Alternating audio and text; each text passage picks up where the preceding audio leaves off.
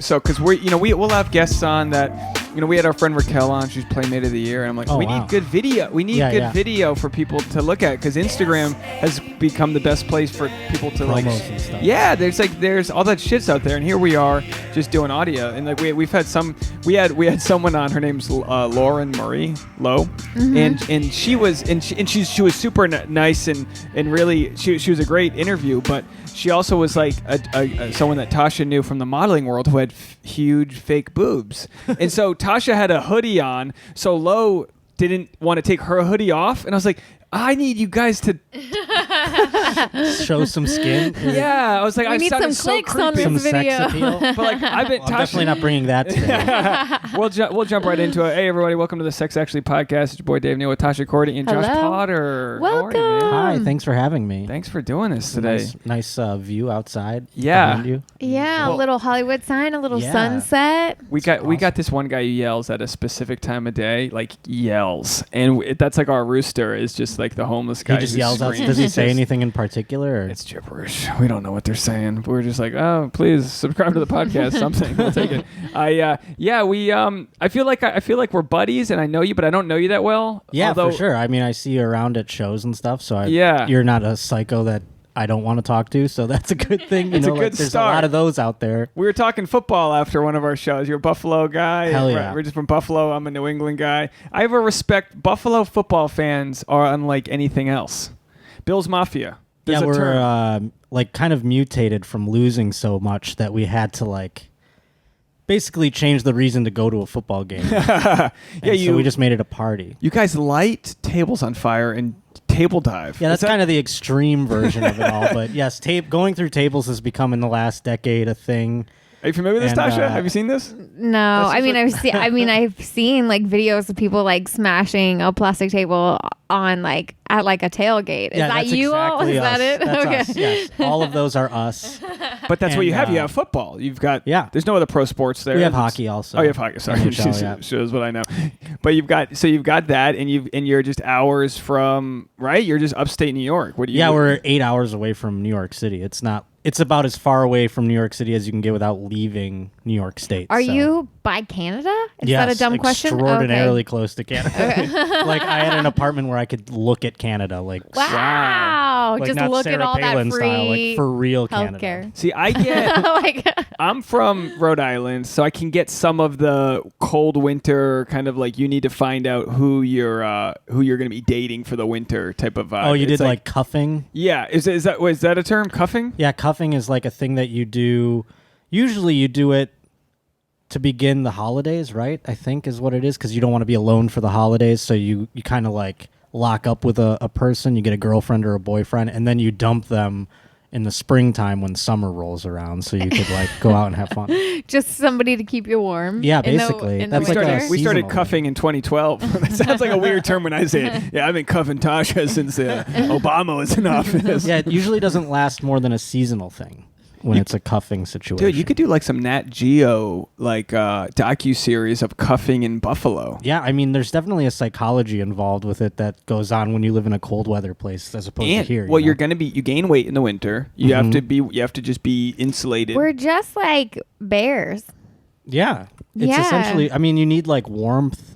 You want to be like not only just like physically, but also mentally, because it's such a hard time, you know? Yeah. So now you always like get a girlfriend. Everyone seems to just get a girl. And then the sun comes out and the snow melts and people start shedding clothes, and then the wandering eyes happen, and that's when they break up. Oh, that's the decuff. Yeah. The cuff dismount.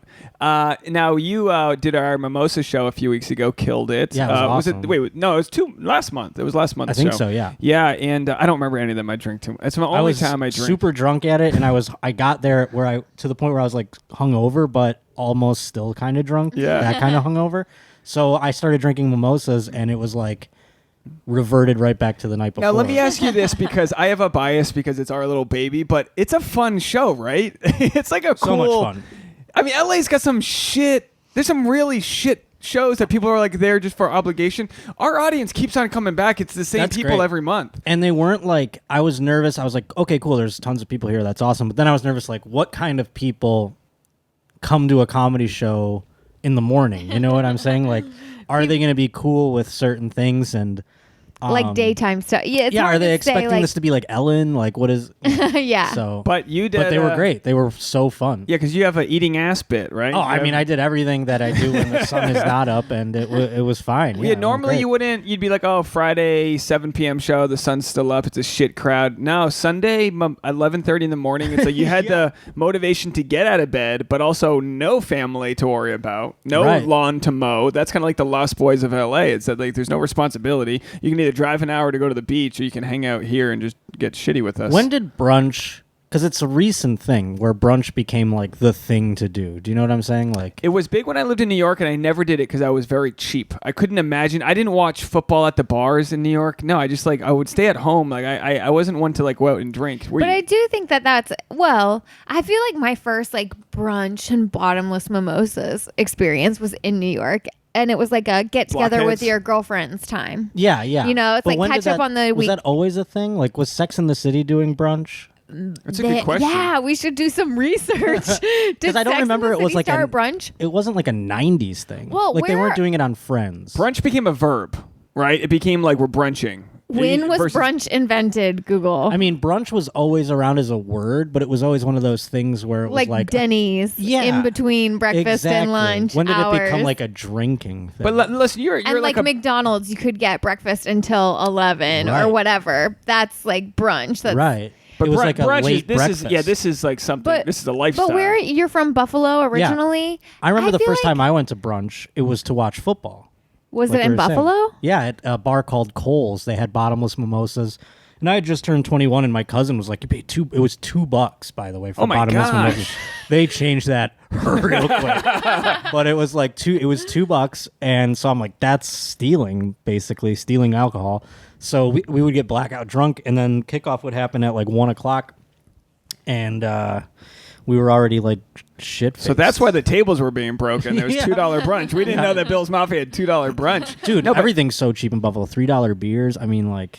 And it's a big city, right? It's a relatively... It used to be bigger, but it has like a pretty like walkable downtown. Oh, yeah, totally. I feel like that's the difference. I feel like that's brunch. Like, I didn't have brunch growing up besides Denny's or McDonald's. Kentucky. Oh, from okay. Kentucky. That makes sense. You know, it's just like... You need to have you need to be able to walk there and walk home if you're going to be drinking bottomless mimosas. You're from the capital of franchise restaurants. That's Applebee's capital. It's like, oh, we're going to go to the Outback tonight. Like, it's a very big deal. And a couple like niche Asian restaurants. Yeah, you know, but you would probably judge somebody if they were opening up some like new place that's like an independent spot. They just wouldn't get that. That's not true. There are 2 places that are excellent for brunch in Cincinnati, but still, that's a trek. Yeah, but Cincinnati, I mean, they have a lot of stuff. I feel like now there's a lot of places that are like that you wouldn't think, like Asheville, North Carolina, or whatever. It's like becoming super hip. Yeah, they're all getting like hipsterized. But that's what brunch is. It's not getting if you have a family, you don't gentrification of meals. Yeah,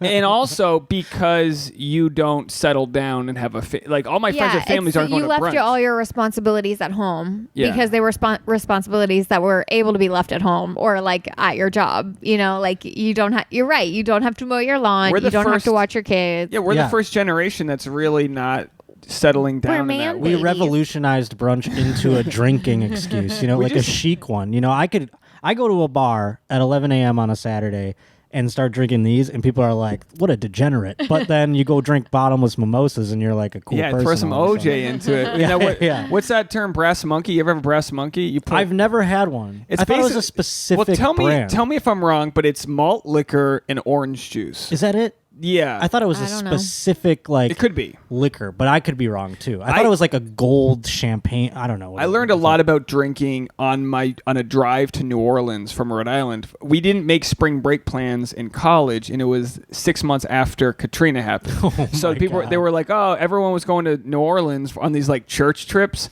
to help rebuild. Yeah, we brought some hammers. You go to Home Depot, you bring some shovels. So we show up, but on the way down, by the time you slowly start to hit the Mason-Dixon line. Next thing you know, Confederate flags everywhere, and this is like 2000 and 6, right? 2006. Okay, yeah. So it was like, I think Katrina happened in 05. Yeah, so you're right. whenever that was.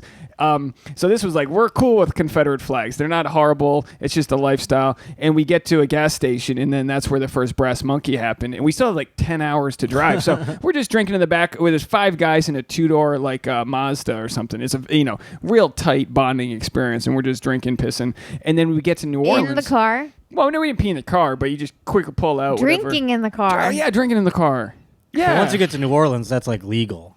Well, It really it's legal to carry, right? You're allowed to carry your container on the street. I don't know. I think you can have it in a car too. They have drive-through hurricane places, right? Isn't that what the drink's called? The Grenades hurricane grenades. That's grenades. it. Yeah, and as long as it's got like a lid on it, it's not considered an open container. Oh, they're fucking savages there.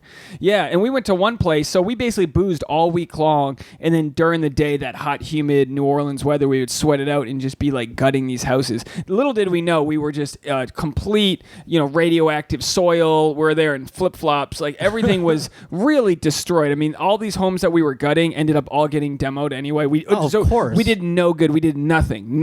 And we were like taking out light fixtures, and as we took them out, like water would rain down on us, and it's all radioactive. I'm glowing, and we're hitting each other with the fluorescent like light bulbs were just complete. Why did they let you 20 years old. idiots? Yeah, they needed idiots to go break down those houses that were buried underwater for X amount of time and are covered in shit and mold. The whole point was one night we went to a bar. And who else is going to do that job? Nobody. Besides idiots, But Christians. And by the way, we weren't even there on a Christian trip, but we kind of were. We didn't know it. And we brought this Russian guy, Yana, Eugene Yana. I don't know his name. We was all guys from my fraternity, and the Russian guy was like super scared of religion. So he'd see all these people like singing Kumbaya with their guitars and everything, and we just wanted to go party. But we found one bar on Tulane's campus, and it was 25-cent beer night. And I'm like, come on, this is fucking a gimmick. This isn't true. And I showed up, and I go, 12 beers.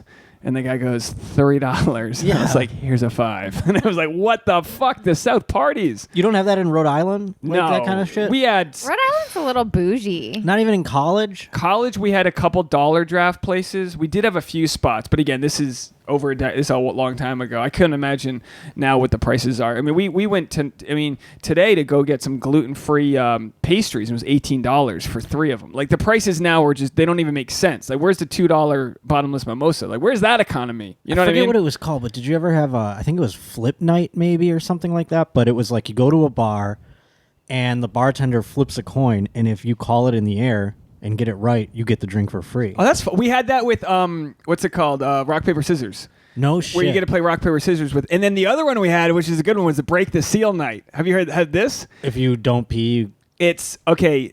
It's free drinks until the first person pees. Oh, that's But it's because it's a fraternity and a sorority show up together. The sorority's like 3 minutes after they get there. Yeah. I gotta pee. People are yelling like, Becky, no! Because they've been all pre-gaming in a school bus the whole time. I mean, real savages. It's like, usually it's the whole like, no, and I'm sure it goes for like vomiting too. Like you're going to burst, these people if you've had like, if you've already broken the seal. So by the time they're slowly serving you, 20 minutes in, you're done, and it's just a gimmick, but it gets everyone into the bar. Like, yeah, we're gonna be great. Everyone, hold your own. And then some. There was like, a radio show. I think it was in Seattle. I can't remember where it was. San Francisco, maybe. I don't know. But they did a contest that was like, don't break the seal for. I don't remember what the prize was. I almost want to be like, it's Seal concert tickets, but it wasn't. It was something like actually worth money. And so you had to like stand in this bucket, and the first person to the last person to pee gets to win or something like that, but they had to drink like constantly water. They had to drink like X amount of water, and a woman died. Yeah. What? Yeah, that's so why they got like sued and everything. Which is like liver failure or changed something, everything. probably? Yeah, I forget what it is, but it's like you can drink too much water apparently. Yeah. She like drowned herself inside. I don't know. It was like something wild. I'm sure it all backs up. Horrifying. You can't do anything. I mean, all these it's like radio a wacky promos. radio contest. Yeah, now you can't do shit. I mean, I worked in radio, and I remember like when that happened, they came down, and we were doing some wild shit that was like there was occasions where I was like, they're gonna fucking sue us, but yeah, it changed the game when that happened. Yeah. Is there like a legal team that's supposed to like pre-approve all this these stuff? corporations have giant legal teams that only act reactionary So it's like they don't really get ahead of things like that, but they give you like these release forms, which are horseshit. They can't really do anything. You make them sign it, and you're like, well, I can do whatever I want. We used to write provisions in there that would be like, we can change the rules of the contest at any point, like stuff like that, where it was like they didn't read it, So we tried to cover our ass as much as possible. But I asked a lawyer, and they're like, yeah, we can get around those things. Like, the company would settle for a great deal of money, and that's what happened with the death of this woman. I'm sure. I forget Rest in peace. I forget what company it is, but it was a giant corporation, obviously, so they could afford to pay millions of dollars to this person. Our country is super litigious, and it's really, to the extent where podcasting pretty much exists because of the FCC and because of all these you ever try to listen to terrestrial radio these days? I have the so once in a while I'll be like bored with a podcast, so I'll put on my CNN app. Every 3 minutes there's a 5-minute commercial. Yeah. You can't even, there's no flow. We get so spoiled with podcasting that there's no flow at all to radio. It's just zingers, this, that. Some chicks, they do some, they shove a wiffle bat up a vagina. Those days are over. Those days are well. Are you familiar with those days, Tasha? No. Was that Stern or was that 90s? It was Opie and Anthony. Early 2000s. Shock jock stuff. Nobody's shocked by anything anymore. You can't do that. They had anymore. a contest to see how far up a wiffle ball bat they could get up. Yeah, talk about. Are you serious? Yeah, but then I can't.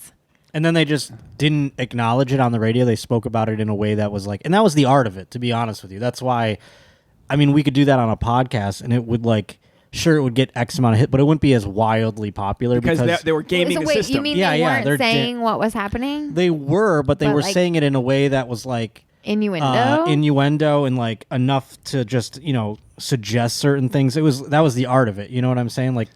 You can't literally be discussing penetration on a public broadcast. But it's almost like kids in the back of the class giggling because one guy's knew what doing they were something. saying, but they didn't say it. So it's that was the fun of it. But now with podcasting and with satellite radio and everything like that, that's what takes away that whole thing. So now the shocking stuff isn't as shocking. Saying fuck isn't oh my God.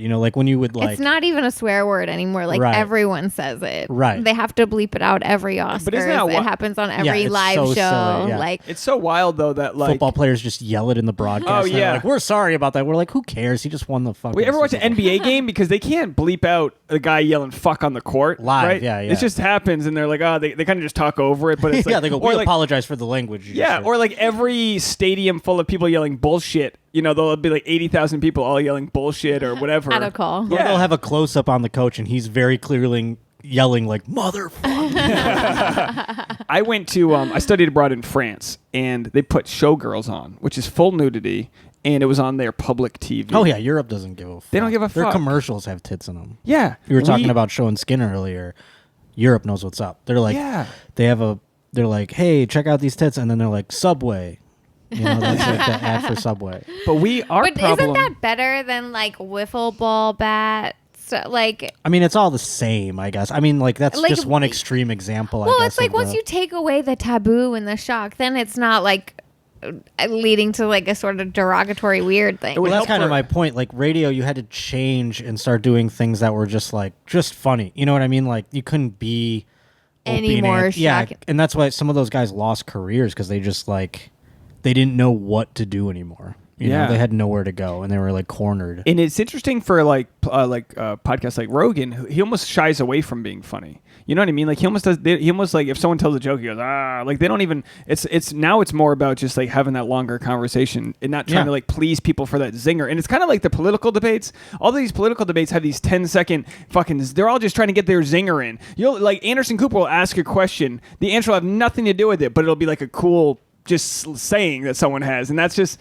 it's almost we're just we're I think over it as a society, yet it still exists. Media still exists that way, but I think we're over it. I'll tell you, this was in 2012 or whatever. I had this conversation. I worked for Mark Chernoff, who ran the talk division of CBS or whatever. I was just a producer, and he had a meeting with me, and he was okay, so say we have the biggest star lined up for an interview. Let's say Taylor Swift at the time, he goes, you tape a 30-minute interview with her.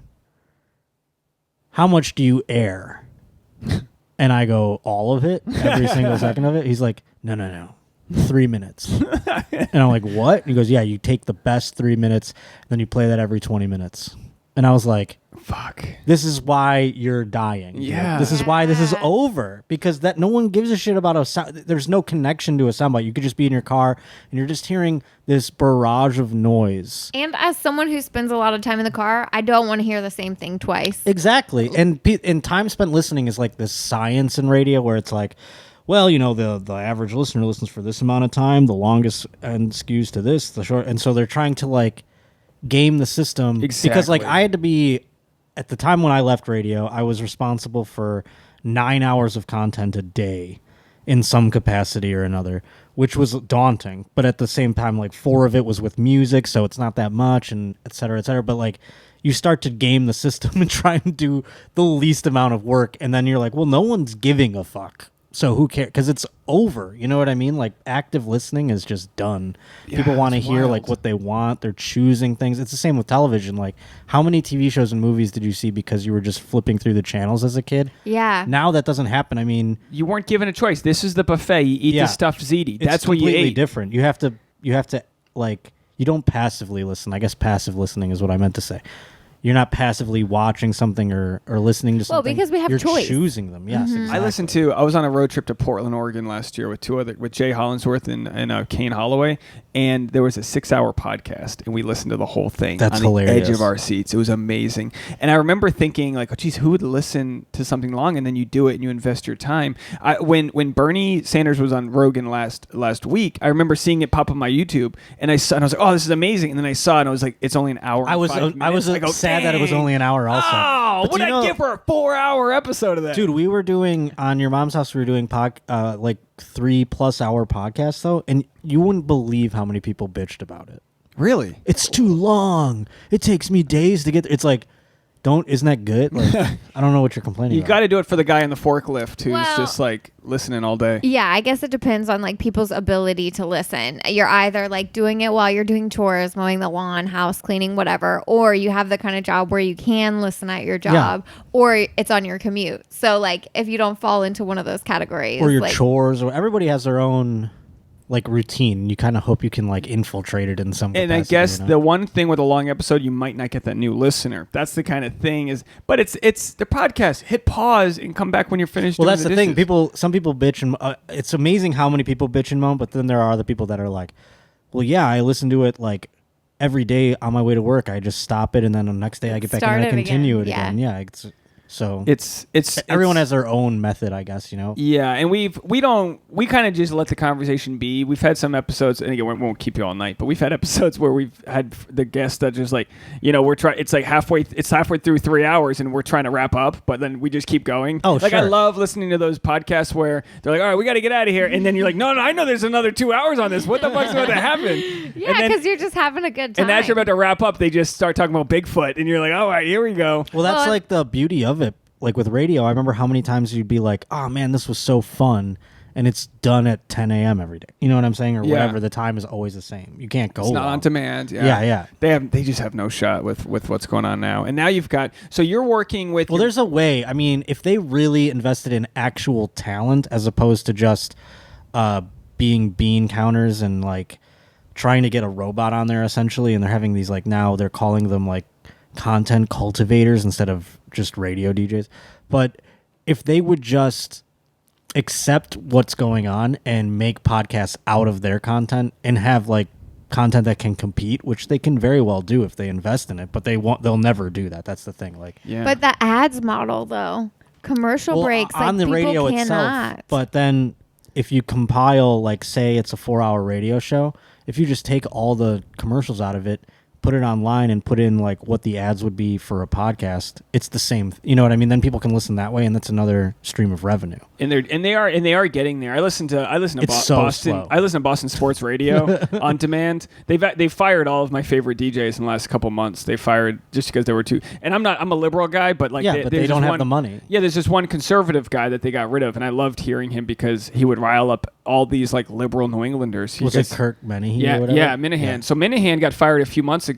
They fired him right after he opened up that he was suicidal and all this stuff. And what? Yeah, he was suicidal. He went to a train station to jump off, and he didn't do it. And he talked about wild because you're on the air for 5 hours every day, so like you're living your emotions sometimes. Like and there's people talking the whole time. There were people trying to get him fired. So this was a company, WEI, that had the dump button in like the VP's office. Yeah. So even when the guy wasn't listening to their recording, if he heard them mention politics, he'd be like dump, and he would just dump them. And they were like, what the fuck are we doing here? So he's obviously suffered from depression. He almost killed himself. And then he ended up getting fired. And then the other guy, I'm drawing blanks on his name, Callahan, not Dennis Callahan, and whatever the other guy was, he was on air for 30 years in Boston. They just axed him. So like they don't even want to hear the conservative viewpoint. And I love hearing that debate. That's what radio was supposed to be, is the debate. You don't want everyone if everyone has the same point of view, how do you talk every day about that?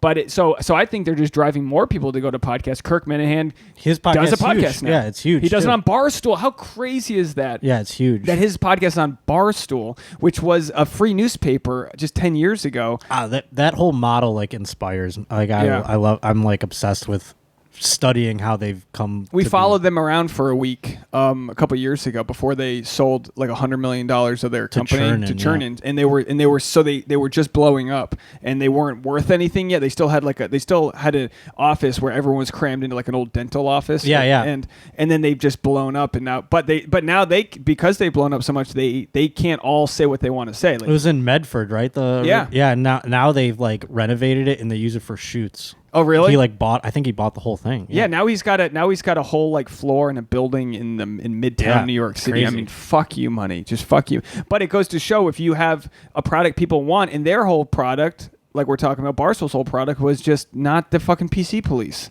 Like, don't get me wrong, it's just content. They're just making content, and then people get offended by content and they just don't care. That's really what it is. Yeah. We were talking about this on another podcast about how taboo sex is still. Really? And in our country, you'll talk about violence is just easier to talk about. So we kind of like changed the name from sex. That's a very good point, actually, because so many women love these true crime things. Yeah. They're upset. That's like the main demo for true crime is women between like 25, 54. And it's like, sex is like, while it's an open topic, it's one of those things where it's like you can step on landmines during. Do you know what I mean? Like you could fuck up and be like, well, that's triggered me and whatever, So. Yeah. So what we've noticed is that instead of calling ourselves a Sex Actually podcast, we would just call ourselves the SAP. We just kind of shorten it because it's like I'd rather you not know what the SAP is than you be like, oh, no, because it's just part of our culture. Some episodes we get in with our guest really about the ins and outs of their sex life, and sometimes it's about like, did their mom hug them enough growing up? It's whatever it feels like it wants to be, but that's not what the national conversation has been about with sex. I mean, growing up, did you have birds and the bees talk? Did you have parents that explained this shit to you? I found out about sex from television. I feel like everyone in the 90s did.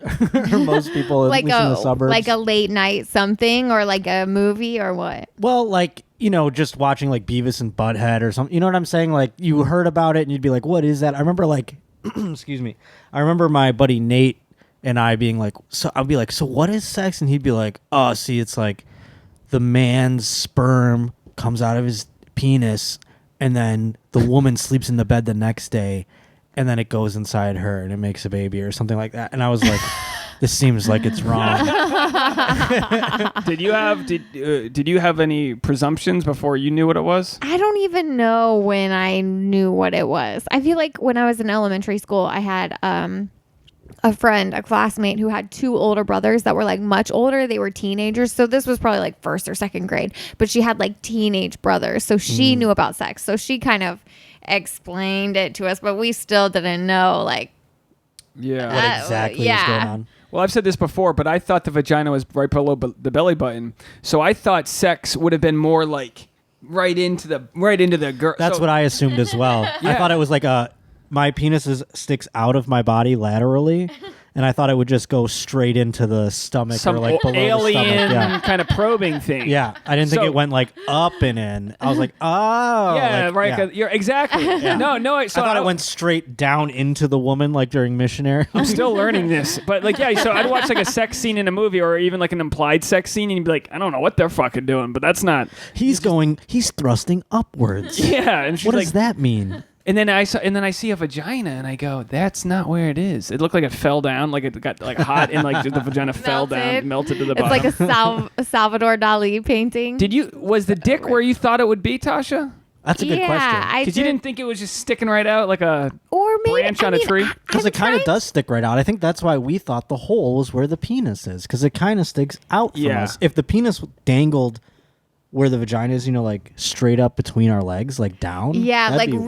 Wild. I thought it was just sort of in front of your legs. Right. A slit underneath the belly button. So I saw, this is true, I saw Pamela Anderson. I was in it was called the Music Box. It was a music store where they would have like racy posters in the back. So you would flip through the posters. They'd be in the giant plastic dividers. How old were you?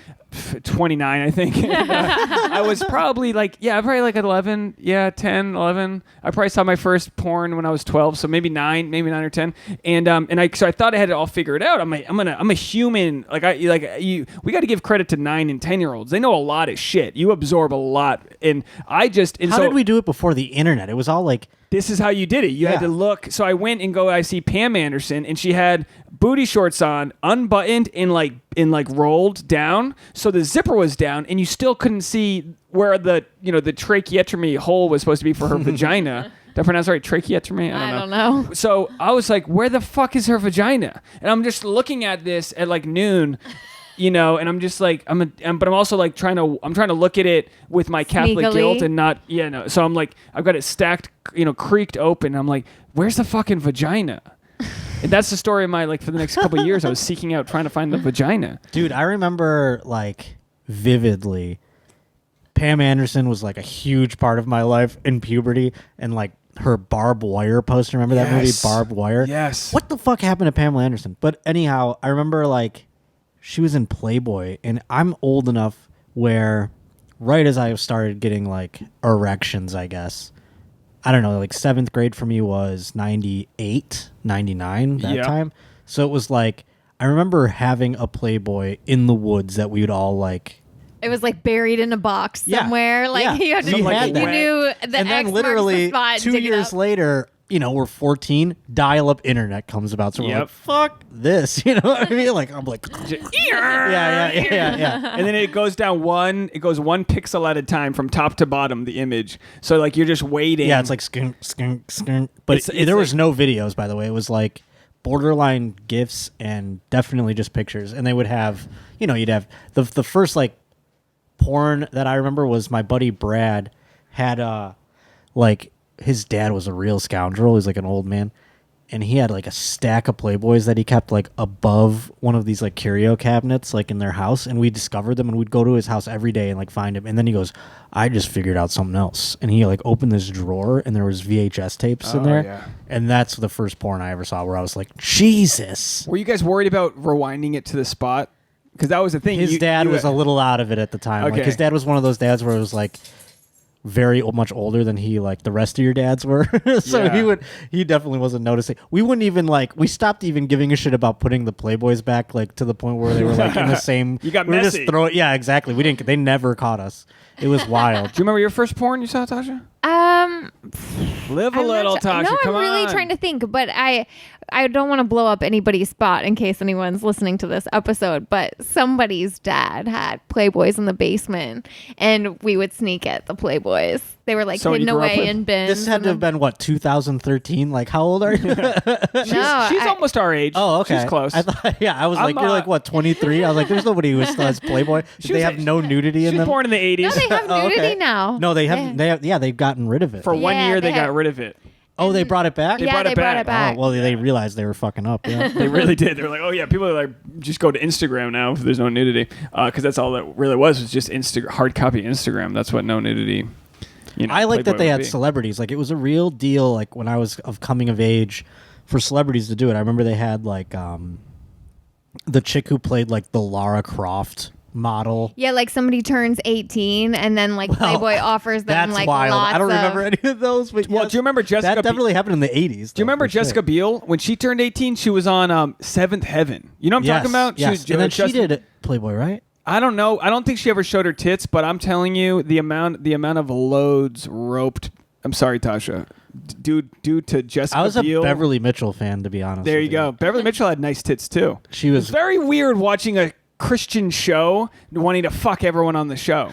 Yeah, but it turns out the dad was a massive pedophile. And the dad was a pedophile. Yeah, like what a weird. one. I could watch a documentary on that show. Yeah, for sure. Because who would have thought that the older sister would be Justin Timberlake's wife? I mean, like, she really catapulted. The dad's a pedophile. He goes to prison. I think his wife or ex-wife shared tapes of him confessing to being a pedophile. Yeah. Yep. There's audio of it. Yep. And he confessed it. I think to like his therapist. I mean, like, I'm not sympathetic. Yeah, there was some towards him, HIPAA things there, but it was kind of like, all right. I'm glad we got rid of this fucking guy. And then Beverly Mitchell had a rack on her, and back then that would be it. That's all you needed. When she posed for like Maxim with like the whole like just covering her nipple, and she was 18, and I mean it would be creepy now to be like some 18-year-old, but like I was probably 14. Yeah. That was like that would blow. 18 seems so old to you. The first that's time an adult woman. I wish this could be a bit what I'm about to say, but there's no like it's just a story. But the first time I rode a train alone from New York back to Rhode Island, I was visiting family. My sister and I rode the train back, and I was like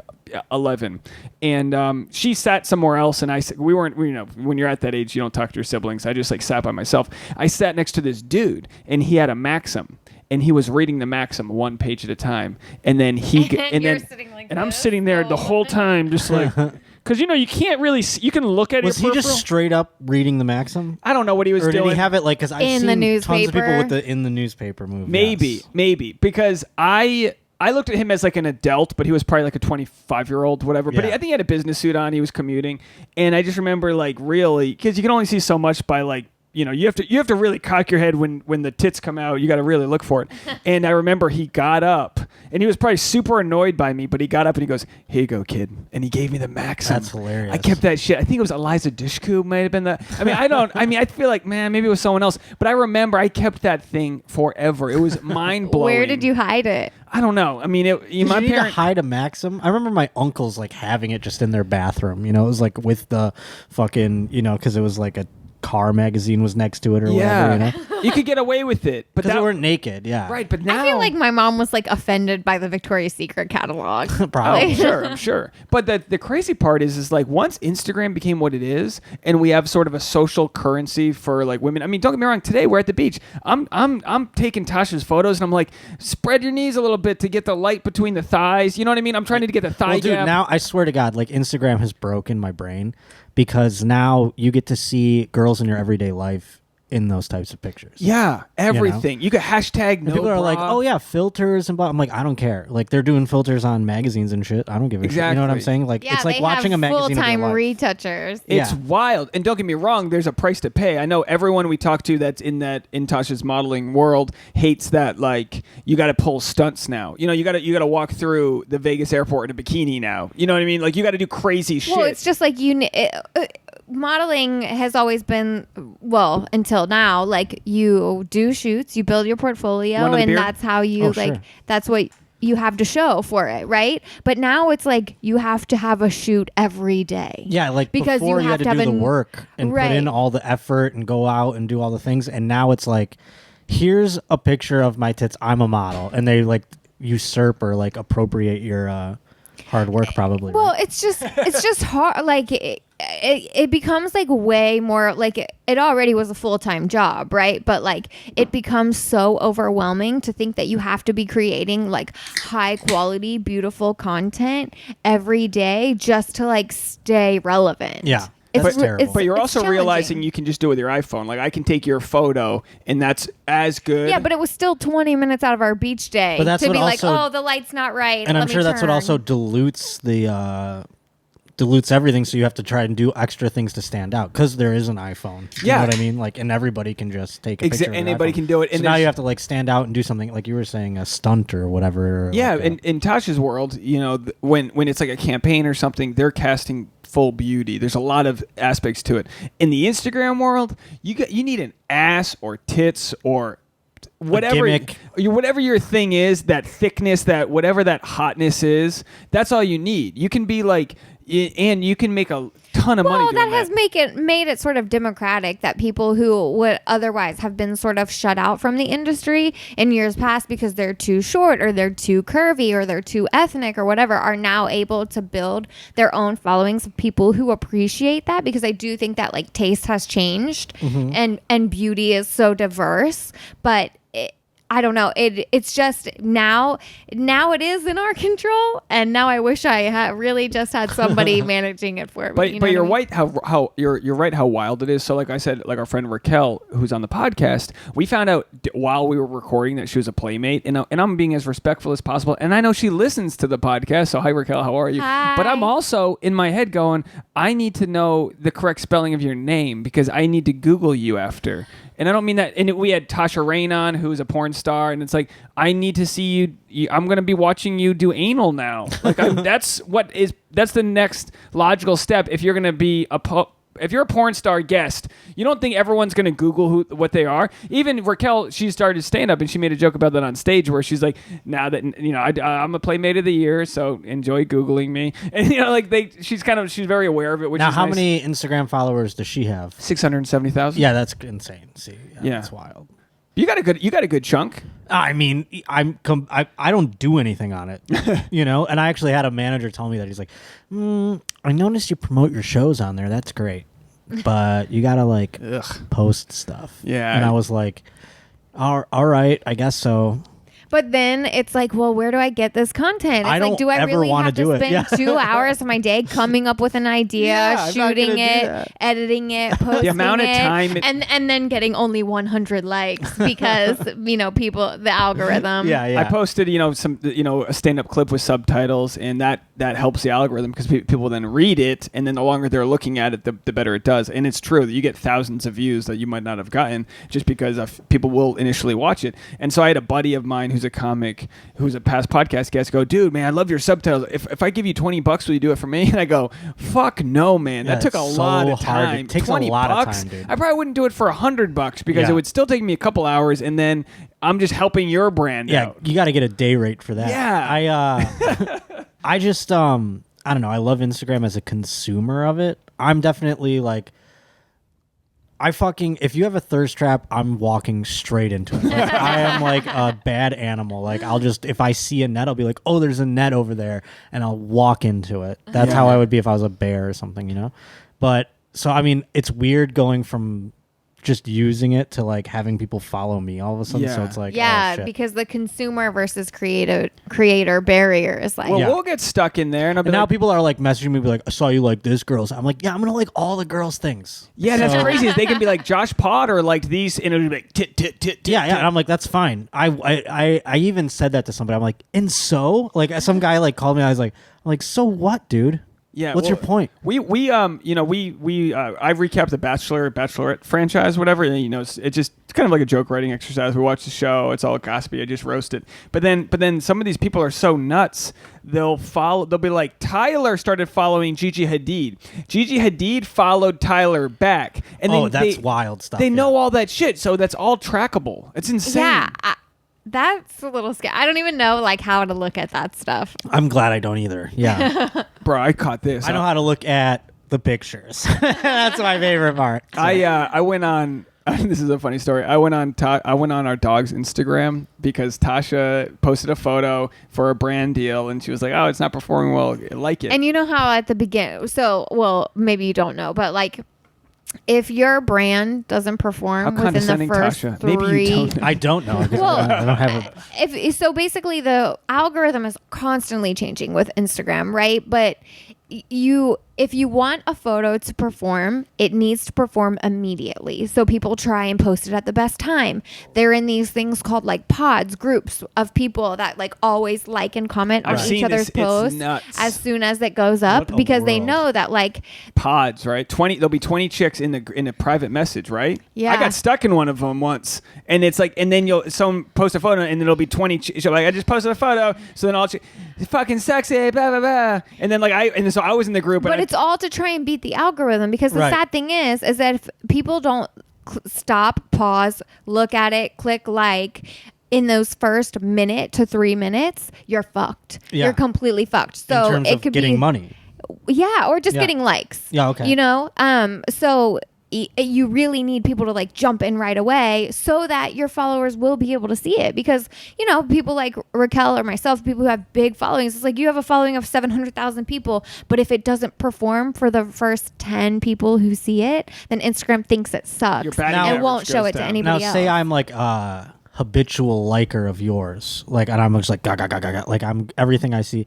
Do your things then show up on my feed? For sure. Yeah. Because I've noticed that also. Yeah. Even Totally. I've always thought this: if you zoom in on a chick's butt, it knows. It knows when knows? I'm sure it knows. It knows when you that It knows mission when you pause. that Minority Report where you just like zoom in and it's just like you're in the brown eye. Yeah, I feel like I pause on every. I mean, maybe I don't follow enough people, but I feel like I just look at every.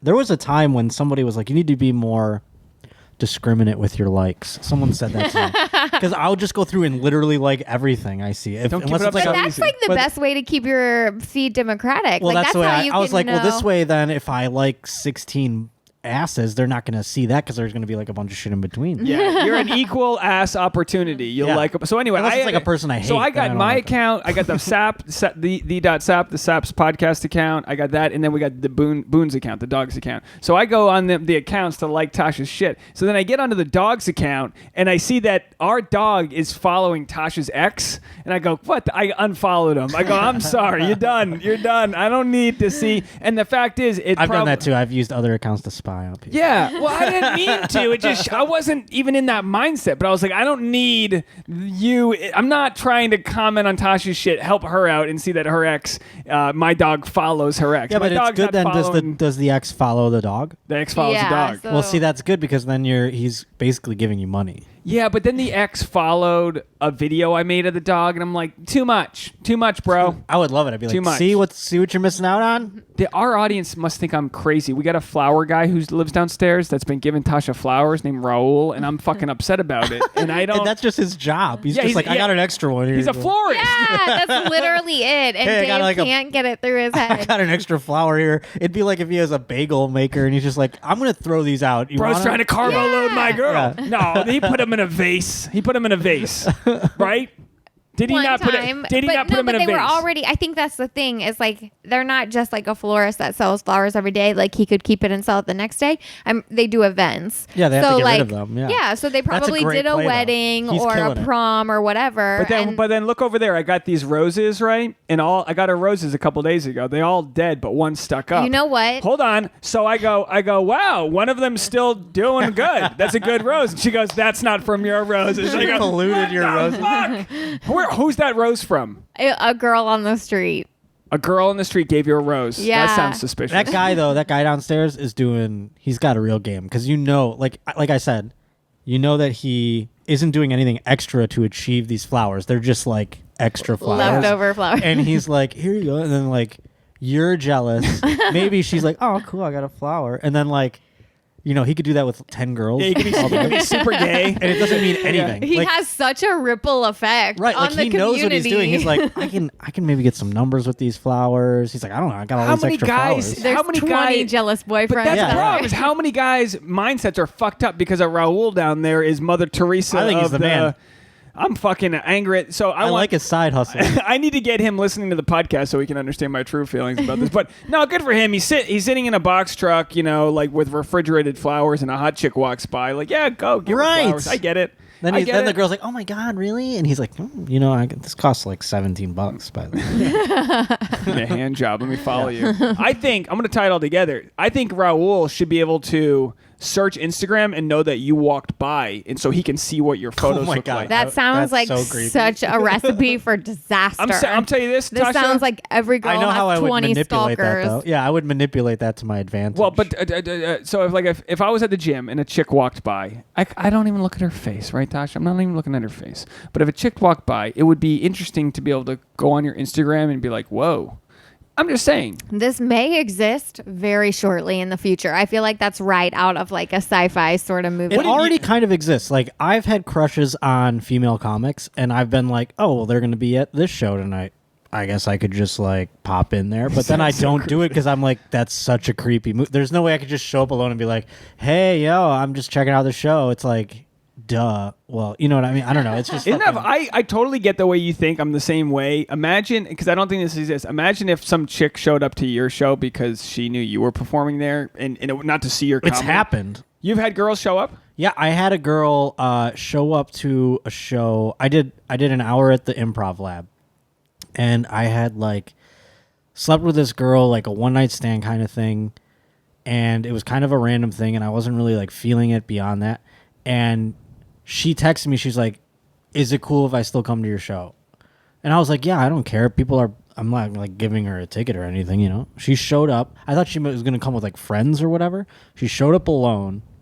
And I was with another girl. Wow. And she got very upset and like was crying and stuff. Had you not been like forthcoming with her? I was quite. Wait, did she get upset before your set? No, this was at the end of the night. Thank God, I didn't see her. It sounds like she still thought that there was like a chance. That yeah. She thought we would like hook up again. Yeah. But also, way to make your big night about her. Of course, I said the same thing. I go, Hollywood Improv. This is a big. I'm running my hour at the lab for the first time. I sold it out. You know, it's only 50 tickets, but it's like I don't live here. I don't even know 50 people here, so it's a big deal. And then for her to like just pop in like alone, like when she said. Trust me, I mean, I would love to show you the text message exchange. It was very curt, very short. I don't think we should hang out again kind of thing. And then she was like, well, I still want to come to your show. And I was like, a lot of people are coming. I'd love to sell the tickets, you know, please come or whatever. I don't care. You know, so I thought she was going to come with people. It sounded like she thought that like she was going to wear like a low cut top and change her mind. Well, she didn't even do that. So if that was listen, if she's a big fan of yours and she's listening to the podcast, thank you for rating and reviewing and join our Patreon. It's patreon.com/SAP. Yeah. So I was a little like miffed about that, but I was like, I'm sorry. Like she was annoyed that I was with another girl and she started crying and stuff. And she was like, I came here, blah, blah, blah. And I was like, I don't know what to tell you. I'm very sorry that you are upset by this, but I don't think that I've done anything to like lead you on in this scenario. And maybe she needed that in her own way. Like, you know, you might have done her a favor, you know, but unfortunately it had to happen on your big night. I mean, yeah, I was a little annoyed by that part of it for sure. And I definitely like, it's not like I hold a grudge against this girl. I've seen her since again. And not like in a I've just seen her around. She started coming to open mics, which is weird. To see you? No, to perform. Oh. Which is a little like, okay, and she wasn't doing fine. Comedy before?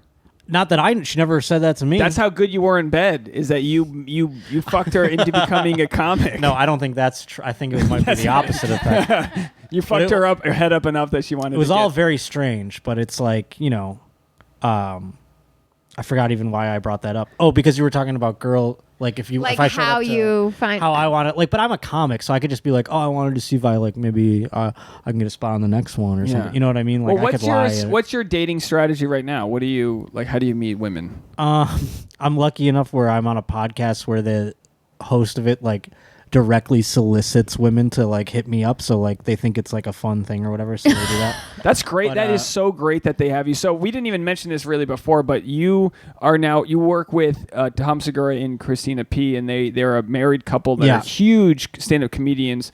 They're both on Netflix. Their podcast is an empire, and they're a really cool vibe, and you get to be the single guy. Yeah, that they want to get laid. Exactly. So that's like living fun. Vicariously through you, I guess. I never had sex until I started doing comedy, which was both at 22. So very late. That's not bad. That's not bad. Yeah. So I mean, it's not terrible, but it is pretty late. I even hear like I was listening to like Pete Holmes talk, and he was like very religious. He's like, I didn't lose my virginity until I was 21. I was like, I wasn't even religious. I just was a loser, you know? Yeah. So it like took doing stand up to get laid, to be quite honest. And it's been my strategy ever since. Like, it's easier to get laid after a woman watches me do stand-up. But look, a guy who's good at skateboarding is going to meet a chick because she adores how good he is at skateboarding.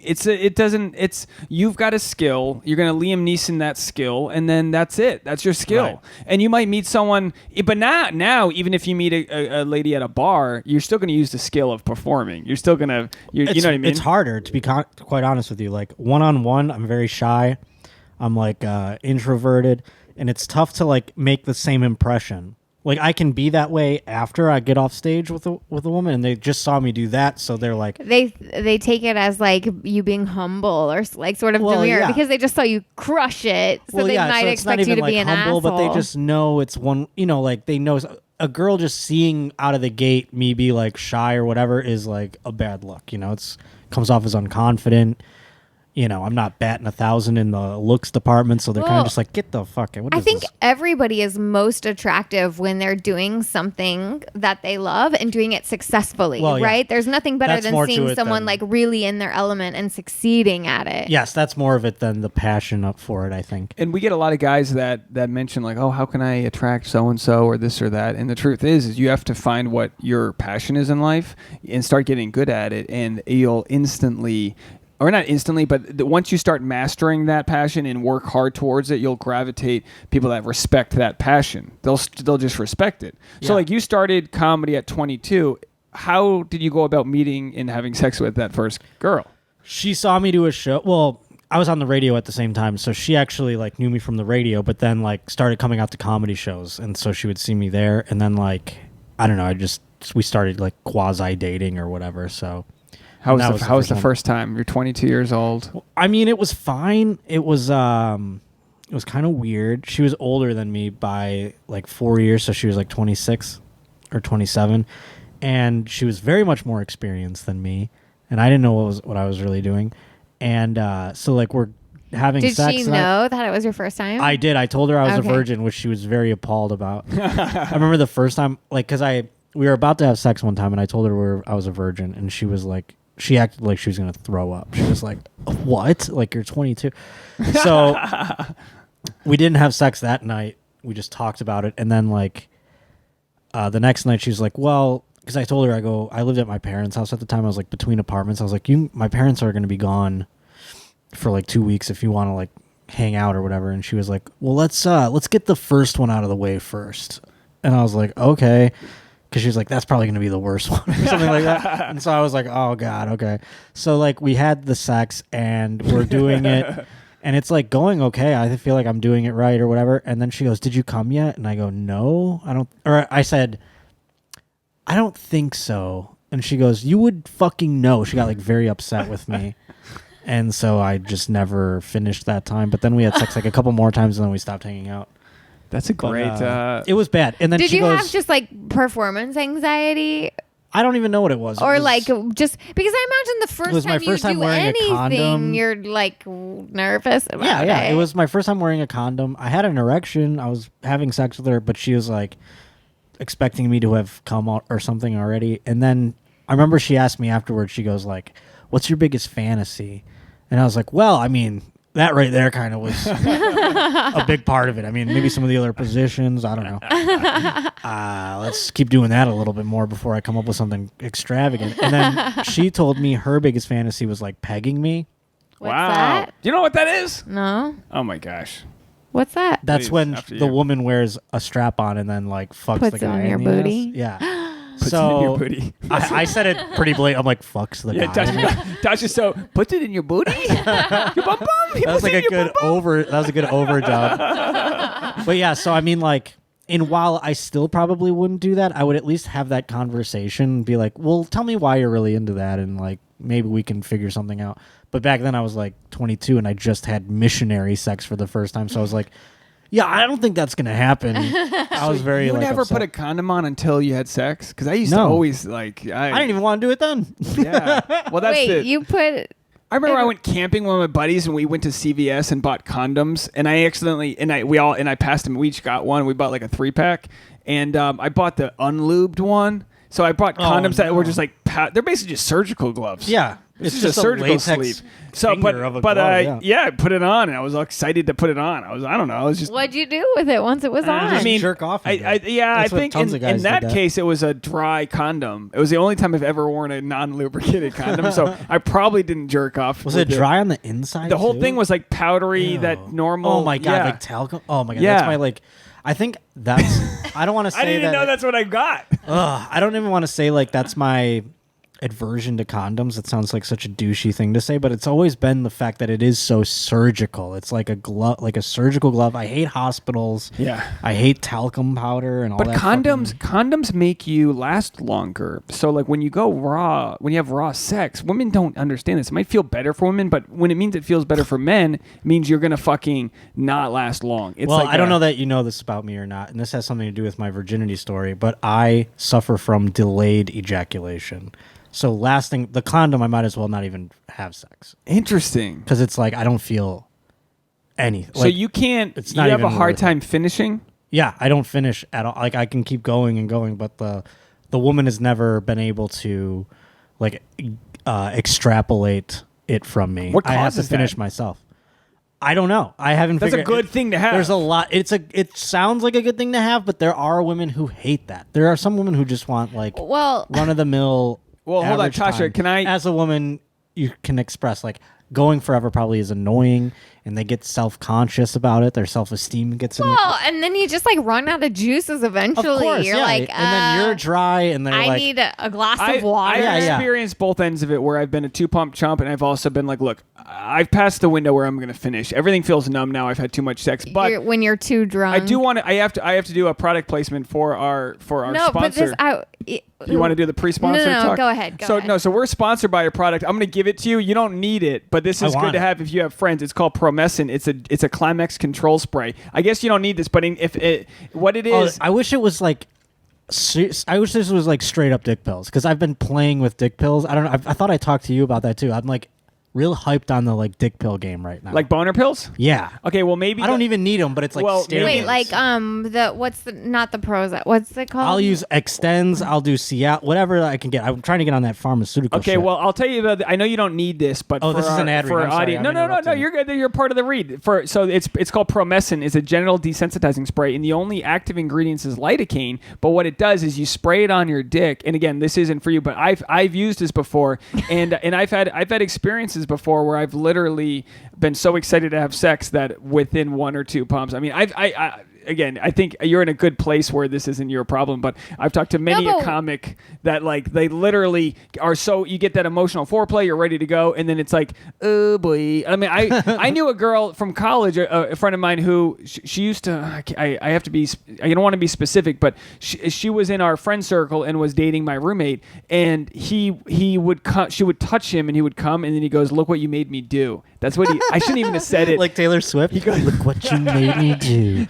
That should be a great premature ejaculation song from Taylor Swift, old Tay Tay. And he goes, "Look what you made me do." But like maybe whatever his issue was, what you do is you go, "Look, all right, we're about to have sex. 5 minutes before sex, 8 minutes before sex, you spray it on, you let it soak in, and then it just kind of numbs the subdermis, whatever it's anyway." So for our listeners, if you want to try this, first of all, if you want to try this, come to our Mimosa stand-up show. I've been passing this out, or be a guest on the podcast and I'll give it out. But you can go to delayspray.com. The code is SAP15 for 15% off. And it's a really, it's one of our first sponsors because it's very specific to the sex game that we felt like they'd be a good sponsor to have. Discreet shipping, all that shit. Because the orgasm gap is where, mainly it takes women, about 15 minutes? 16 minutes. Or it says right here, 18 minutes. 16 to 18 minutes. 16 to 18 minutes. So, yeah. It takes women 16 to 18 minutes to orgasm. That without the copy. Yeah. Yeah, well, we've talked about it. But men, it can be 5 minutes, and that's like a rigorous, you know what I mean? Like going at it. Whereas like I'm like, let's try this position, and really I'm just like, the basketball player during a timeout, trying to sip some water and wipe my sweat off my brow. You know what I mean? But it's an interesting thought because there aren't many products for men. I would love if this company, Promescent, they put out another line that does the reverse effect. That makes you come quicker. Speeds me up. Yeah. You know what I mean? Like there's 8% of males out there that have my condition, I've read. So have you tried any of the like toys or anything? In terms of what? Like a cock ring? Yeah, that something? has like vibrating technology. I haven't dabbled in toy game. Like I think my thing is more of a mental situation than a physical, but I could very well be wrong. I'm willing to try all those things. And they even have like those spicy lubes. Yeah, I'm open to literally anything. I just need like a game partner. No, I think it's a problem to have. It's a good place. It's a good starting place to be. Like challenging. Like I bet you if you went to a bar or like after or if like say you had a bit about how it's hard for you to come. That's what it is on the podcast. That's what I was discussing before about like because Tom is like fascinated by this whole thing, so it's like now it's become a challenge, and that's like been the only way I've been dating really in LA since. That's a new radio gimmick is trying to get you to come. Yeah. I named my tour the Make Josh Come tour. There you go. Yeah, so there's only 3 dates right now. Ladies, are you Seattle, listening or Tacoma, Portland. First week of September 6th. We got some audience 5th, 6th, members that will probably take you up on that challenge. We got a couple kinky audience members. I'm thinking of them. I'm not saying their names, but we've got 1 or 2 audience members that have had sex with former podcast guests of ours, which I think is because that's just like you were saying, Tom Segura. They like to know your sex life. I like to know when my audience is fucking my guests. That's a big deal to me. What do you? No, that doesn't matter to you, Tasha. You don't get excited. I think it's cool. Are those women guests though? They're not men. No, men guests. We have a women listener who's had sex with at least one of our men guests. I feel like this is really narrowing it down though. I just get excited by the matchmaking. Yeah. Like hooking up, yeah, sure, but like let's make a match. No. Oh, you like a relationship matchmaking. No, I want to know that. I haven't been in a relationship. I was thinking about this recently a lot. I haven't been in a relationship in like 7 years. That's and it's kind of like and it's becoming a thing where it's like I'm so numb to the idea of it. And I don't like that. I haven't liked a girl, all the way in so long. But that's good. That means you're pursuing your, like I look at that, as, and no offense, Tasha, but it'd be nice if I had 7 years to just hustle on my stand up and then meet you. You know what I mean? Well, here's my take. And sure, that's a positive side to it, right? That you really get to explore and pursue your creative passions. But I do believe that in general, other people make us better. So whether that's living with your family until you get married, or living with roommates, or having a relationship, other people keep you in check and make you your best version of yourself because they don't let you slack, right? Yeah. A relationship, people who care about you, your family, your friends, your partner, they want to see you succeed and they want to see you live to your highest standard. And that shows that Dave is very lucky that you have that mentality. Because last 2 girls I dated were not the same way. They were upset. I don't know. It was comedy always got in the way kind of thing. And I'll never choose a woman over comedy in any. So it's just not going to happen. What sort of expectation did they have for you that comedy was not part of the equation? Well, one, for instance, was working a Monday through Friday 9 to 5 type of job and going to school. So on the weekends when they had off, I was working because I was doing shows and things like that. So we didn't get to spend as much time as they wanted together. I was always free on Monday and Tuesday night, but they weren't, and then right. When they were but so I never held it against her when it was Monday and Tuesday and I had the night off and was why can't we hang out? You know what I mean? I knew she had her career or her life or whatever. And I didn't get that same sort of recognition because it didn't look as big of a career or whatever at the time. And then also I had one where I had this girl who I dated for 3 years, and she came to a show one time on New Year's Eve. And I had told her, you don't have to come. Stay home. I'm going to do the show. Then we'll hang out after. Because I'm going to be on stage. I'm not going to be able to kiss you during the ball drop. I'm barely going to be able to see you until afterwards. So just stay home. Why bother sitting alone? Why bother coming to the show and sitting alone? Or go out with your girlfriends. Yeah, do anything else. And she refused. And then she came. And then she was I'm sick, kind of thing, where I was well, I told you not to fucking come. And so after the show, I was working with someone I really admired.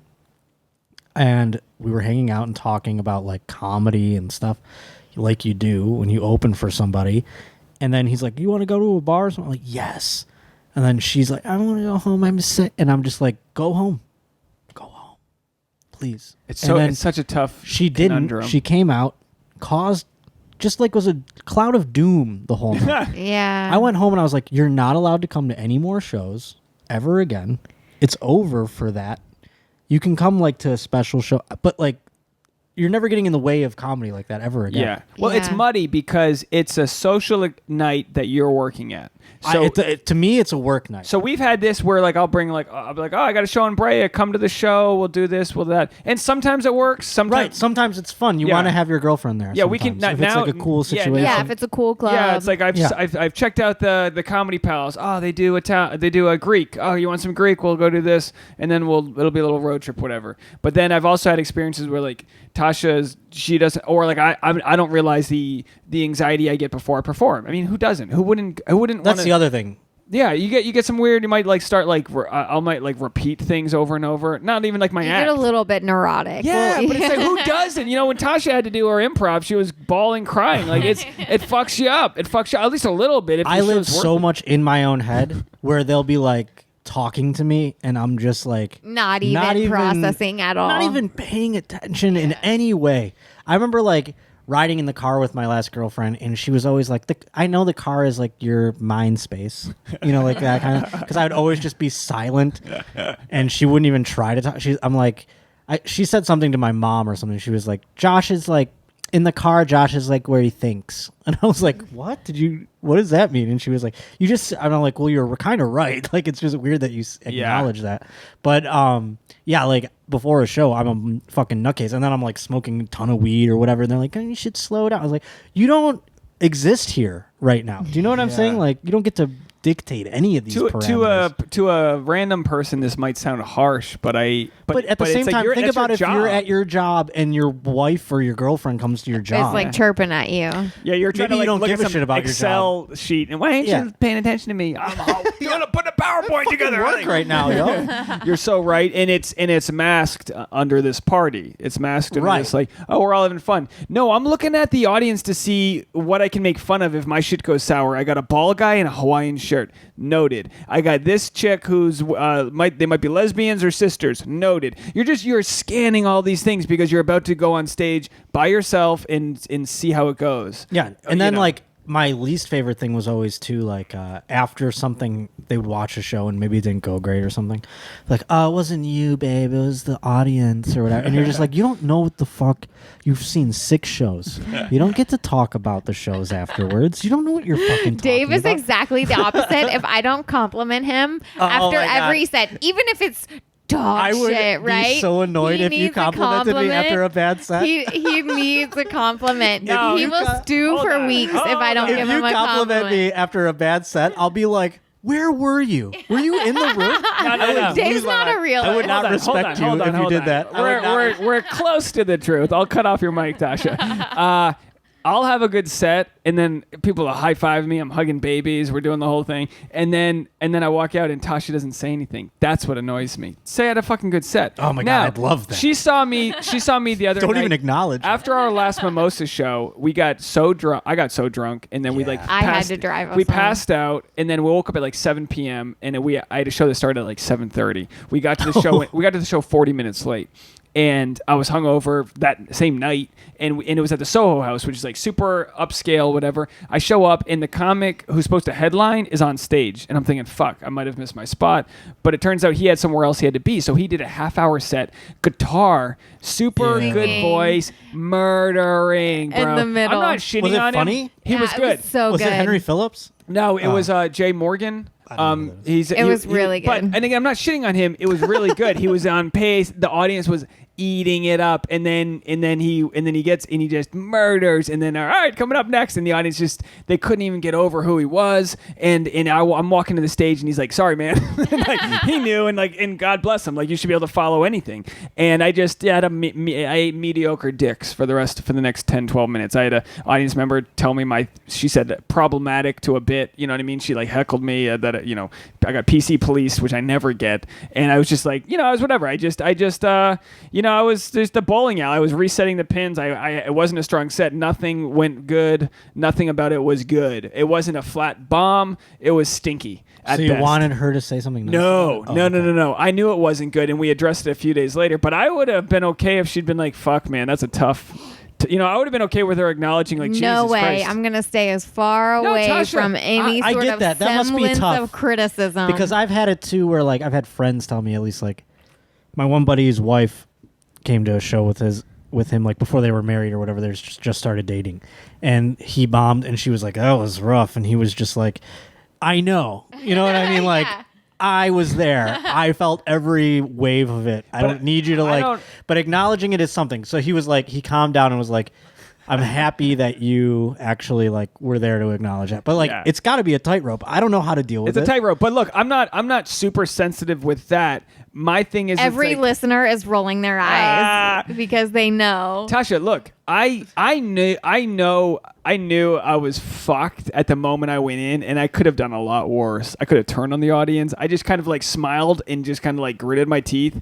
and got through it. I got some laughs. But your point is, This dude was applause breaking. He was fucking murdering, and I got chuckles. You got buried by a guitar guy. It happens. I just got buried. Yeah. I got buried. By a guitar. That's it. It won't be the last time. It won't be, and it doesn't mean that the three comics after me didn't have great sets. Everyone else had a good set. It was fine. But your point is, though, if she doesn't like compliment a good set, then you're like, what the fuck? Well, when you say it out loud, it sounds horrible. But my point in the past has been like, babe, just because. Okay, put it this way. I'll put it this way. I play baseball, right? Yeah. If I fucking give up 7 runs and only get 1 out, and they take me out of the game, the guys are still gonna slap me on the ass and say fuck. You know what I mean? And that's better than just like everyone shunning me and I just sit alone on the bench. But no one's shunning. We're just like not gonna say anything. That's shunning. That's it, pretending it didn't exist. Give me a kiss on the cheek and go. You get him next time. That's a good way to go about it. I'm not crazy. The thing is, I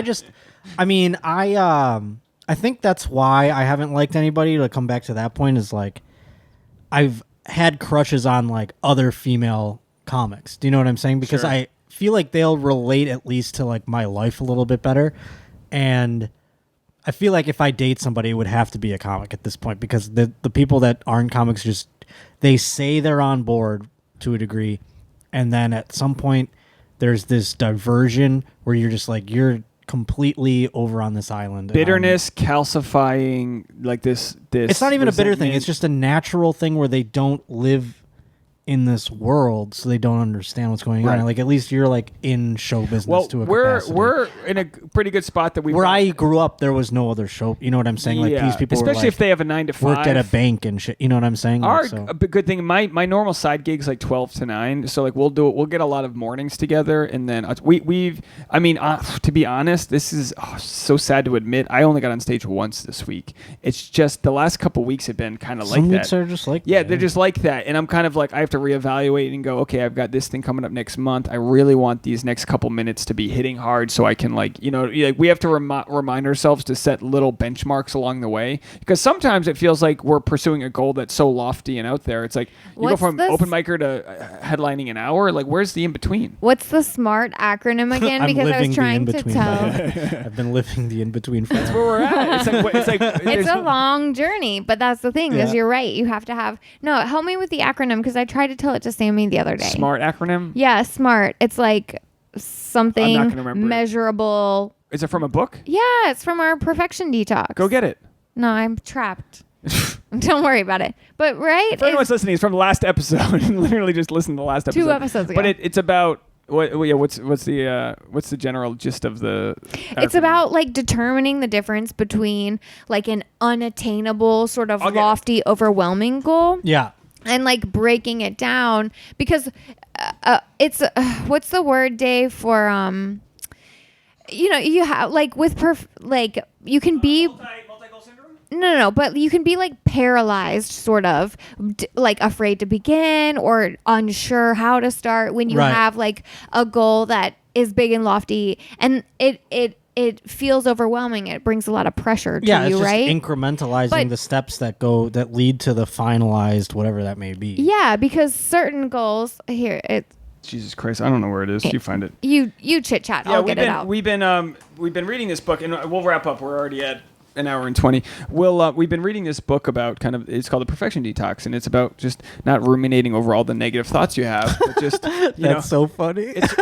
I'm just saying, because I'm like the opposite of this book. Like, it's You're saying the perfection is the thing where you're like, you have to stop obsessing over being perfect? Yes. Or wanting to be perfect? Well, that's sort of what I thought too, but it's kind of more than that. It's about realizing that like being too hard on yourself can prevent you from like getting things done or like living your fullest life. We're good at trying new bits out and forcing that, but there's a lot of people with a fixed mindset where they go, I'm good at dancing. I'm not going to learn a new dance because that's not the dance I know. And so they just do the same dance their whole life. So it's like a fear of failure sort of? Kind of. Like a fear of even success maybe? Yeah, I mean... It's like, okay, I found it.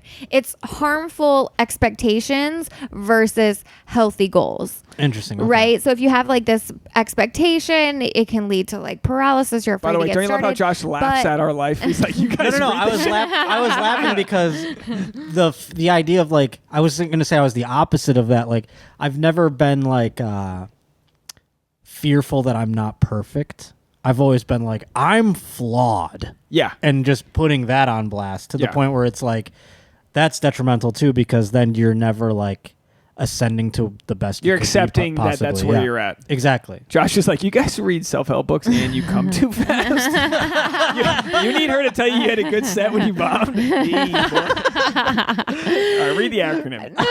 No. We said this in the last episode, like you said, so here I am reading it again. I would Sorry, like to know guys. what the acronym is. But yeah, so it's harmful expectations versus healthy goals. And healthy goals are really important because they help us to see like that we're moving along towards something great, right? So here's SMART is the acronym.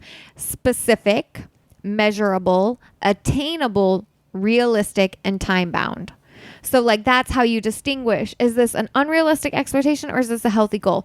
Is it specific? Right.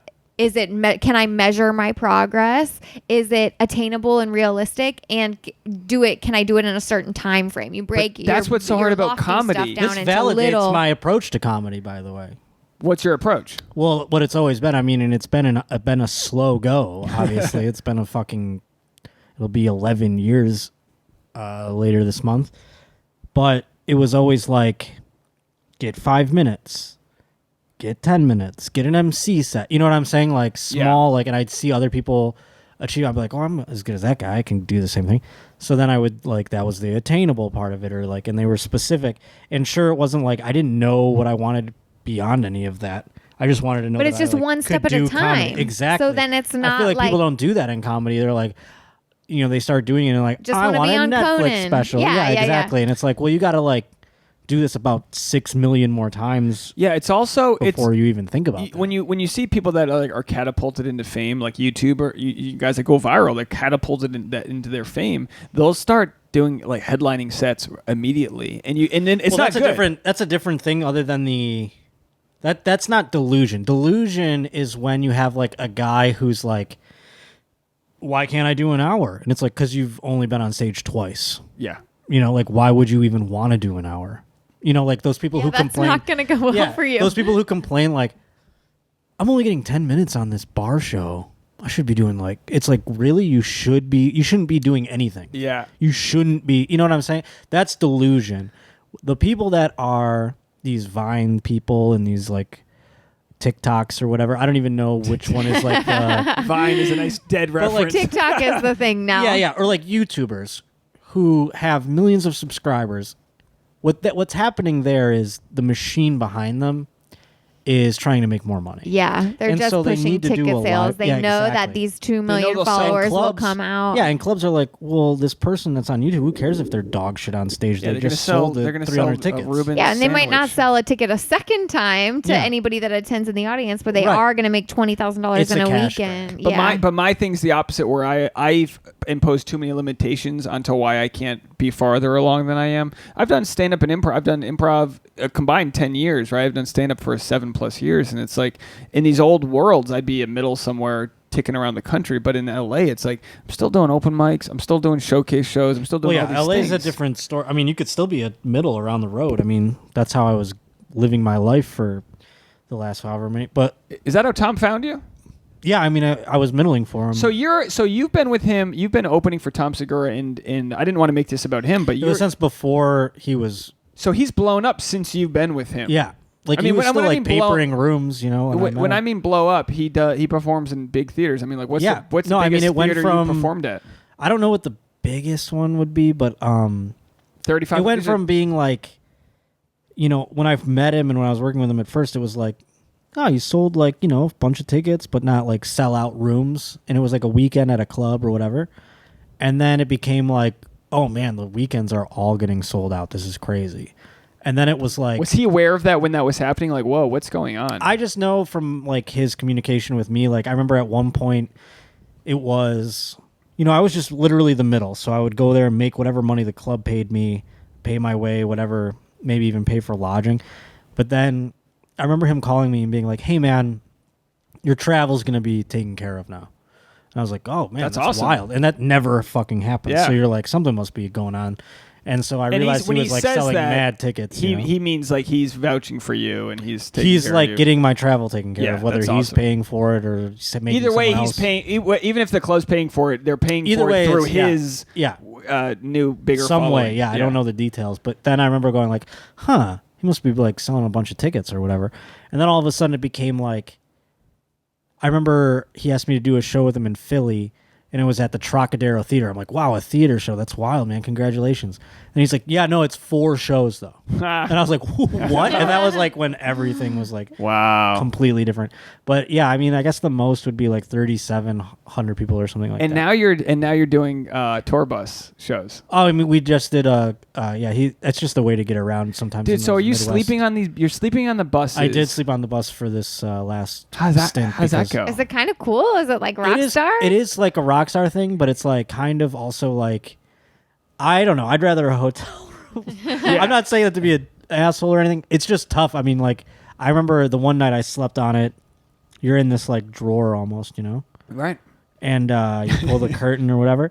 And then I remember I got a text and it was like, are you up? And I looked and I'm like, what time is it? It was 12:30 in the afternoon. And I felt like it was still like, 1 a.m. or something because it was dark. It was pitch black. I could have slept for another 4 hours if I didn't get that text. Yeah. You're just like a meat chest. And when it's moving and stuff, I get like kind of freaked out. Like I get motion sick. I do get motion sick, but it's like you don't get motion sick. I get freaked out because it's like you hear like the rumbles on the. But the efficiency. You're like, is the driver falling asleep? I'm like, are we gonna die? Like I feel like I'm gonna get like Cliff Burtoned out there. The efficiency of you going from one theater show and being able to sleep on the way to the next is like that's it's wild. And then you get to it and like you show up at the venue and it's like, all right, like let's go get lunch or something, and then you have to like shower in the like dressing room of the venue and stuff. It's like it's like a Rockstar kind of thing because I remember going into green rooms and being like, who showers in here? Right. Like, well, rock stars because they're sweating and stuff. And you're like, I get that, but then you show up to it and you're like using their fucking showers because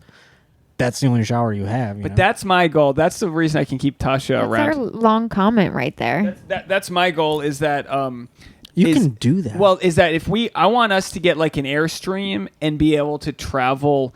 Even if I can only fill 40 seats in a room, that's all you need. That's all you need. You don't need. I mean, when you're doing 4 shows at the Truck, that's crazy money. When you're doing like black box theaters, you might spend $200 to rent out the room. You pull in $600. On to the next place. My new thing is if you can sell 100 tickets in a city, then you're gonna like be fine. Yeah, it really when you there's nothing going on there. This is the live stream that we have. It's just fueling my ADD. When you boil down all the money that's been made from different, middlemen, comedy clubs, this and that, when you have your own following, we could literally, if we had, couple extra zeros on the end of our subscriber amount, and that's what we're shooting for. You can get Jeep Grand Cherokee, sponsor, Airstream, sponsor, load it up, let's go. And then you could say, we're going to Montreal, 4 shows, boom. Burlington, Vermont, boom. And we can just go down. Tosh can get her Instagram photos, the dogs branded, right? The dog's got it, Kibble and Bits. He's got his thing going on. He's not following the ex-boyfriend anymore. The whole thing is running, and that's just, and it's no extra work than what we're doing now. It's just like we're just trying to climb those ranks. Yeah, I mean, I've been like trying to book these shows, and I was going to comedy clubs. I love clubs. I wanted to be at the clubs, but they give shit deals.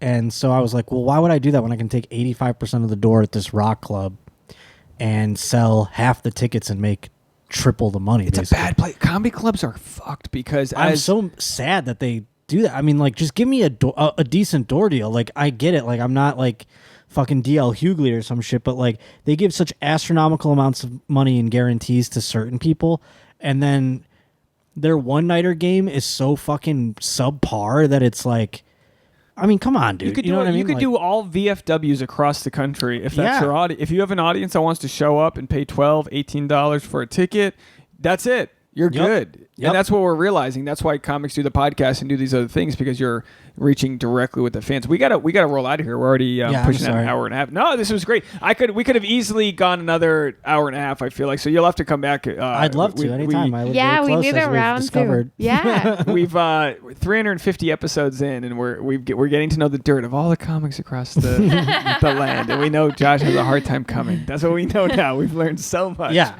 I mean, it's been discussed elsewhere, so it's not a new revelation. Well, thanks for doing the podcast. Where can people find you? I want our audience to go support you. Please follow me on Twitter. It's at @J_Potter, and I know this is a social media faux pas, but my Instagram is Josh_Potter. It's different. Oh my God, how will I ever succeed in show business? But if you live in Seattle, Tacoma, or Portland, I'll be in Seattle on September 5th. I'll be in Tacoma September 6th. And I'll be in Portland September 8th. So that whole weekend is going to be Pacific Northwest. I'm trying to sell those tickets like we mentioned and make the dream happen. Yeah, go support Josh. I mean, it is wild that until you with Tom Segura, until you get to the point where like, boy, I went from papering clubs, which means, giving out free tickets to clubs, to all of a sudden being able to fill theaters. Until you get to that point, you're just like raw working on your shit, and you don't get the respect until it's like overblown, and it's like, oh shit. For the record, I'd love to get some papered weekends clubs. So hit me up with that 3G guarantee. I'll do that papered shit all day. Yeah, I mean, but it's just when I see my friends that are out there, just I just did some road shows with a guy who only does 12-step program places. He's in recovery. That's his thing. That's his market. He does 12-step, and he does like daytime shows. He does them for shows that people are strung out or they're addicted. And it's like wherever you can get your stage time and relate to your audience, go get it.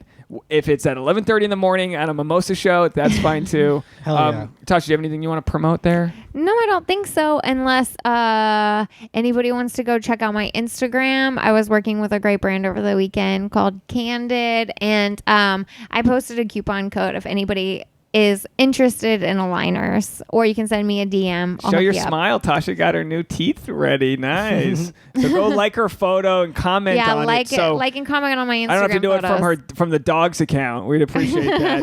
And come back on the Mimosa Show anytime. I'd love to, dude. Anytime. It's so close to my house, and I love mimosas. Yeah, there you go. That's it, folks. All right, that's the SAP. Bye, everybody. Bye.